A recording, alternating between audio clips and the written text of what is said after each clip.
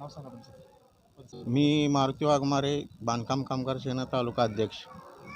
आज मंगळवेढा तालुक्यामध्ये ग्रामीण भागातून बऱ्याच शेतकऱ्यांच्या घरगुती लोकांच्या तक्रारी आमच्याकडे आलेल्या आहेत. त्यामुळं आम्ही MSCB मंगळवेढा या उपविभागामध्ये त्या तक्रारीचं निवारण करण्यासाठी आम्ही इथं आलेलो आहोत. महत्त्वाचं म्हणजे महाराष्ट्र शासनाच्या ज्या GR आलेत, जे धोरण आहेत ते साहेब आम्हाला दाखवून आमच्या हातात काही नाही एवढंच सांगत आहेत. तर मग आमचं म्हणणं आहे की ते तुमच्या हातात नाही तर मग कुणाच्या हातात आहे? शासनाकडे आम्ही न भांडायचं तर कुणाकडे भांडायचं? महत्त्वाचं म्हणजे जे शेतकरी आहेत त्यांना न विचारता किंवा जे घरगुती मालक आहेत त्यांना न विचारता त्यांचे कर्मचारी परस्पर जाऊन स्मार्ट मीटर बसवतात. त्यांना कुठलीही कल्पना दिली जात नाही. शासनाचा असा नियम आहे की किमान 2 ते 3 नोटिसा द्याव्या लागतात. त्या घरमालकाला सांगावं लागते. त्यावेळेला ते ऐच्छिक आहे का, तुम्हाला बसवायला इच्छा आहे का, विचारलं पाहिजे तरच ते स्मार्ट मीटर बसवायचं असा नियम आहे. असताना देखील ते परस्पर बसवतात आणि नंतर 1 महिन्यानंतर त्याचं बिल 5,000 4,000 असं बिल येते. जेणेकरून त्या माणसाचं बिल कुठं 700-800 पहिला येत होतं जुन्या मीटरप्रमाणे.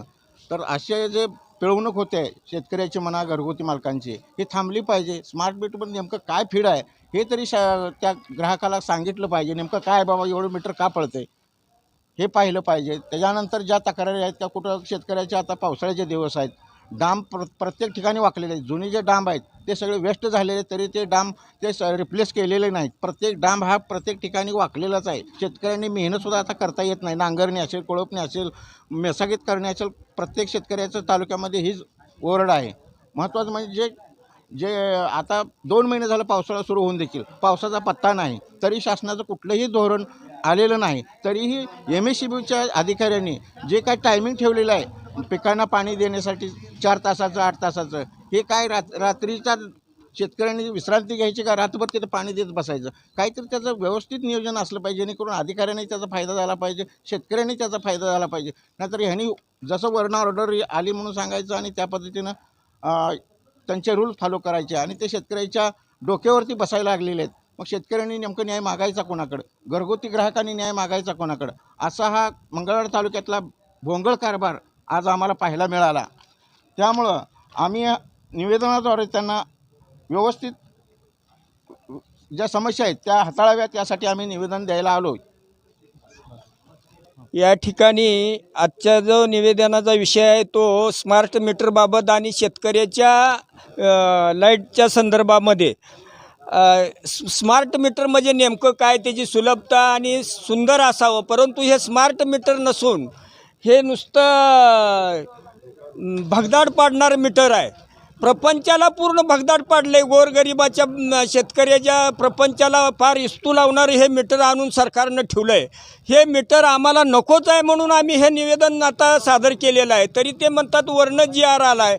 वर्ण म्हणजे कुठनं शासनाकडूनच आलेला आहे. या आमच्या भावना शासनापर्यंत व्यवस्थित नाही पोचवल्या तर येत्या काळामध्ये जसं दिल्लीमध्ये आंदोलन झालं आहे त्याच पद्धतीचं आंदोलन तालुक्यामधून उभा करून याला वाचा फोडण्याचं काम यापुढील काळात निश्चितपणे केलं जाईल. आणि शेतकऱ्याच्या लाईट बिलाच्या संदर्भामध्ये 5 तास आत्ता केलं आहे. मागल्या 2 महिन्यापासून 2 तास लाईट होती. ना नदीला पाणी ना बोरला पाणी, तरी लोडशेडिंग चालूच. कशासाठी चालू आहे हे? अदानीला फक्त श्रीमंत जगातला माणूस बनवायचं म्हणून ही मीटर आणलंय का हे आधी सरकारनं आम्हाला स्पष्ट करावं. अदानी म्हणजे हाय कोण? आमची पिळवणूक करून अदानीचं किस्सं भरण्याचं काम सरकारनं बंद करावं एवढी विनंती करतो आज. जरा आवाज मोठा घे. तिकडे बोलून बघून वाटलं सर. माझं नाव खतीब इनामदार आहे. मला स्मार्ट मीटर बसवण्याच्या आधी मला 1,000 रुपये लाईट बिल येतं, 1,000-1,200. स्मार्ट मीटर बसवल्यापासून 3,200 असं लाईट बिल आलं महिन्याचं. म्हणून मी यासाठी तक्रार द्यायला आलतो. चालू लंगेमध्ये जे सांगतो रात पाळ्याचे 7 ते 10 सिंगल फेजचं टायमिंग दिलेलं आहे. हे तात्काळ बंद होऊन ह्या ठिकाणी 7 ते 10 लाईट सिंगल फेज चालू केले पाहिजे. आणि आहे त्या चोरीचं प्रकरणाला आळा घालण्यासाठी लाईट हे 7 ते 10 आम्हाला कंटिन्यू पाहिजे. ग्रामीण भागात अतिशय जी विद्युत पुरवठा आहे जो पूर्णपणे सुरळीत नाही आहे. बऱ्याच शेतकऱ्यांच्या ज्या अडचणी आहेत, शेतीपंपाच्या असेल, गावठांच्या असेल, त्यामध्ये ज्या मीटर फॉल्टी असतील अशा बऱ्याचशा अडचणी आहेत. हे कुठंतरी थोडंसं थांबलं पाहिजे. शिवसेनेच्या माध्यमातून आम्ही स्वामीसाहेब असतील, इतर आमचे सगळे पदाधिकारी असतील, यांच्या माध्यमातून आम्ही पाठपुरावा करण्याचा पूर्ण प्रयत्न करीत आहोत. पण शासनाने कुठंतरी ह्या महावितरणने कुठंतरी दखल घेऊन ही शेतकऱ्यांना जो हाल होत आहे ते कुठंतरी कमी केला गेला पाहिजे. नमस्कार. या ठिकाणी मंगळवेढा तालुक्यातील शिवसेने सर्व पदाधिकारी या ठिकाणी उपस्थित तालुका अध्यक्ष असतील, जिल्हा उपाध्यक्ष असतील, त्याचबरोबर तालुका परिषद प्रमुख असतील, हे सर्वच या ठिकाणी उपस्थित आहेत. सर्व पदाधिकारी गावकऱ्यांच्या उपस्थितीमध्ये या ठिकाणी कार्यकारी अभियंत्यांना निवेदन दिलेलं आहे की मंगळवेढा तालुक्यातील शेतकऱ्यांचे असतील, त्याचबरोबर नागरिकांचे जे काही प्रश्न आहेत ते प्रश्न तात्काळ सोडावेत अशी आपण या ठिकाणी मागणी केलेली आहे. आज शेतकऱ्यांना रात्री 10 ते 6पर्यंत या ठिकाणी लाईट दिलं जाते. मग रात्री शेतकऱ्यांनी किमान 4 तास विश्रांती मिळावी यासाठी साहेबांना विनंती केली की रात्री ते 10 ते 4 टायमिंग आहे ते तात्काळ बंद करण्यात यावं. किमान रात्री त्यांना 4 तास व्यवस्थित झोप मिळावी, विश्रांती मिळावी अशी या ठिकाणी विनंती केलेली आहे. त्याचबरोबर मंगळवेढा तालुक्यामध्ये स्मार्ट मीटरची या ठिकाणी सक्ती केलेली आहे. साहेबांना विनंती केल्यानंतर साहेबांनी सांगितलं की GR आम्हाला वरून आलेलं आहे, ज्याप्रमाणे GR आलं त्याप्रमाणे त्या ठिकाणी अंमलबजावणी तुम्ही जरूर करावी. परंतु पहिल्यांदा शेतकऱ्यांना या ठिकाणी नागरिकांना नोटीस द्यावेत, त्यांची संमती असेल तर त्यांना त्या ठिकाणी मीटर बदलावेत. परंतु कुठल्याही नागरिकांची संमती न घेता त्यांना कुठलीही नोटीस न काढता या ठिकाणी मीटर बसवलेत. जर तशा प्रकारचे जर मीटर असतील तर त्या ठिकाणी आम्ही मीटर फोडणार आहे. आणि स्वतः साहेबांनी सांगितलं की फडणवीस साहेबांनी कुठल्याही प्रकारचं स्टेटमेंट दिलेलं नाही. जर फडणवीस साहेब हे महाराष्ट्राचे मुख्यमंत्री आहेत, प्रथम नागरिक आहेत, त्यांनी जर चुकी स्टेटमेंट केलं असेल, जर स्मार्ट मीटर जर तात्काळ जर नाही बंद केले तर त्यांचा फोटो जाळून या ठिकाणी शिवसेनेच्या वतीनं आंदोलन करण्यात येईल या ठिकाणी इशारा या ठिकाणी देतोय. आणि याचबरोबर लवंगी गावामध्ये 6 ते 10 या रात्रीच्या टायमिंगमध्ये या ठिकाणी लाईट बंद केली जाते. 6 ते 10 टायमिंग जर लाईट बंद केलं तर त्या भागातील लोकांनी, त्या विद्यार्थ्यांनी, त्याचबरोबर नागरिकांनी त्या ठिकाणी त्यांचे जे काही प्रश्न असतील ते सोडवायचे कसे, विद्यार्थ्यांनी अभ्यास कसा करायचा. याचबरोबर बेरोजगारांचं प्रमाण वाढलेलं आहे. त्याचबरोबर ग्रामीण भागामध्ये चोरीचं प्रमाण वाढलेलं आहे. मग अशा भागामध्ये जर चोरी झालं तर त्याला जबाबदार अधिकारी राहणार आहेत का. याचबरोबर प्रत्येक गावामध्ये दिवसातून 8-8, 10-10 वेळा या ठिकाणी लाईट ट्रिप केली जाते. त्यामुळे माझी अभियंत्यांना विनंती आहे की पहिल्यांदा लाईटीचे जे काही प्रश्न आहेत ते पहिल्यांदा सोडवावेत आणि नंतर मग स्मार्ट मीटर बसवायला तुम्ही तयार करत. कारण प्रत्येक गावामध्ये ABC त्या ठिकाणी बसवले नाहीत.